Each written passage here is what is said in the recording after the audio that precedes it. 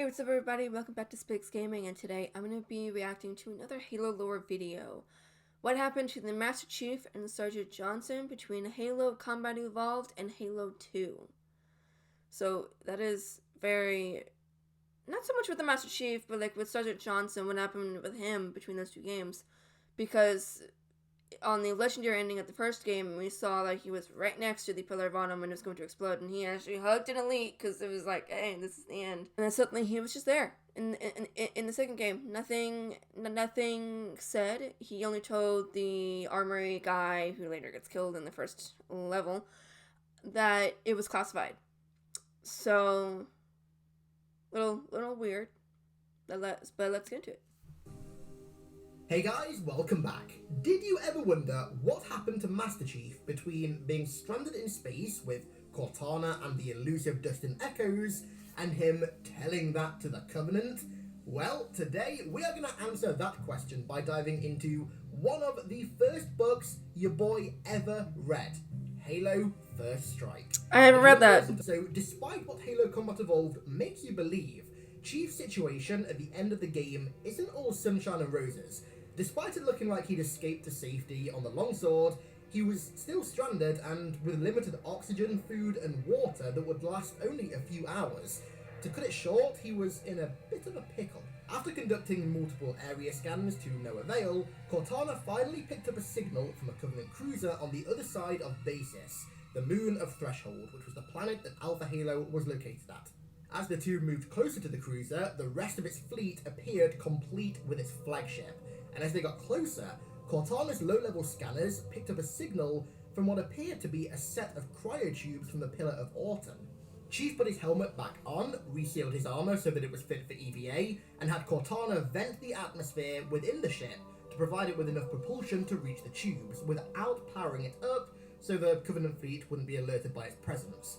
In doing so, he also gave the ship a tiny bit more power, which allowed Cortana to conduct a scan powerful enough to pick up a friendly Pelican among Alpha Halo's debris. After just managing to get the cryopods inside the longsword, Chief and Cortana began to assess the Pelican.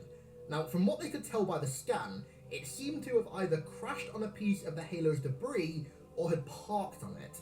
As the two were assessing it, and also the cryopods, one of which contained the unconscious body of Linda 058, the Covenant cruisers began targeting the longsword, likely due to the extra power that Chief gave it. As the cruisers ready to fire, the Pelican sprung into action and fired missiles at it to distract it, allowing Chief to begin a counterattack on the ship's plasma turrets using the longsword's main gun and missiles.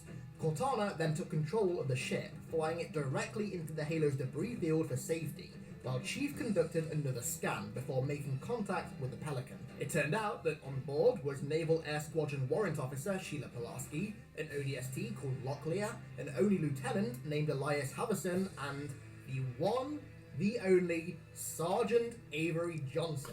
Over the comms, Chief set a nav point for the two ships to meet, and considering where he'd set it, he had a pretty damn crazy plan to get there. The nav point was placed above the fleet's flagship, and the plan was for Pulaski to create a system link between the longsword and the Pelican, which would allow Cortana to control both at the same time, and then slingshot the two ships around the moon's orbit, in doing so, dodging the fleet's cannons, and with just a little bit of luck, arriving safely at their destination.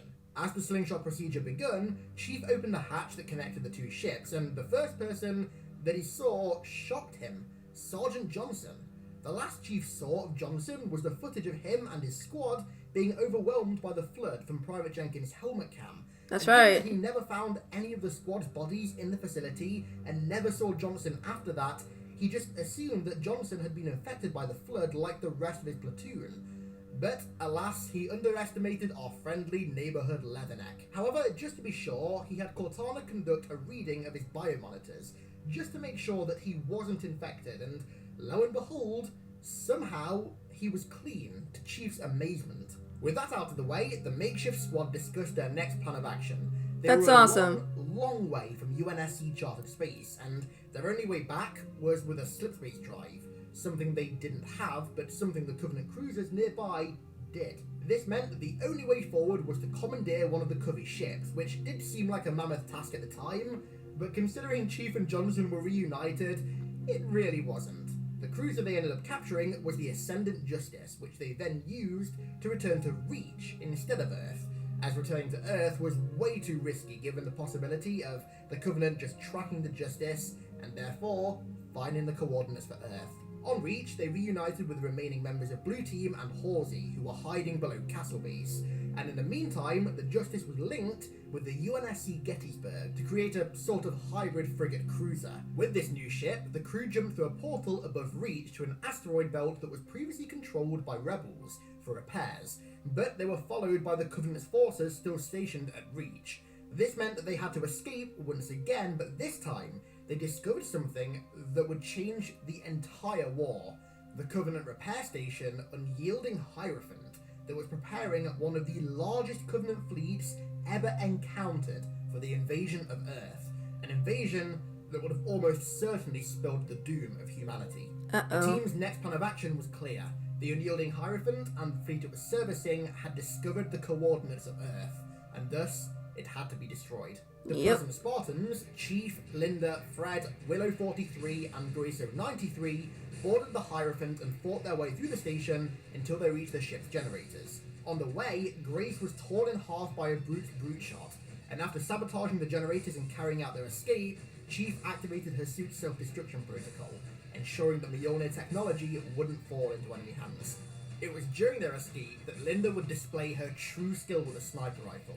The squad was suppressed by Banshees, but Linda managed to take them out by hanging upside down on a cable angled in such a way that the light from the sun wouldn't reflect off her armor, rendering her invisible, and proceeded to snipe 7 pilots out of their Banshees. Holy crud! At this point, Linda had all but accepted her fate to ensure that Chief, Fred and Will made it off the station safely, but Chief refused to let her stay behind and eventually picked her up, and the squad made it back to the Ascendant Gettysburg. The 2 ships, of which had now been decoupled. Admiral Whitcomb, who was piloting the Ascendant Justice, baited the Covenant in by telling them that a highly coveted foreigner crystal was on board, when in fact it was merely a hologram, which prevented them from firing on the ship. Using this power, he steered the Ascendant Justice directly into the Hierophant, after ordering Chief to return to Earth and warned them that the planet's coordinates were compromised. The Justice colliding with the Hierophant caused its fusion reactor to explode, destroying close to 500 of the ships in the fleet that had planned to invade Earth, putting a temporary halt on the Covenant's invasion of Earth, undoubtedly saving the most important planet in human space, and also humanity itself from total annihilation by the Covenant. What little remained of the fleet was used when Regret tried to invade Earth, but as we know, that all went pear-shaped, and when the Spartans got back to Earth, Fred and Linda were debriefed by Oni on board Borneo Station, and Chief received his unquestionably iconic Mark 6 Mjolnir armor. Yay! And I'm pretty sure that the rest is history. So, there you go. That's what happened to Chief between Halo CE and Halo 2. In short, a metric shit-ton happened that was only ever explained in a book, albeit a pretty damn good book. Fred, Linda, and Will then ended up going to Onyx with Halsey, Mendez, and a few others, where Will was killed by hunters. And Johnson, well, sadly we still all know what happened to Johnson. Can I get an F in the comments, please, boys? It's still sore, still hurts. I didn't need that ending with Johnson.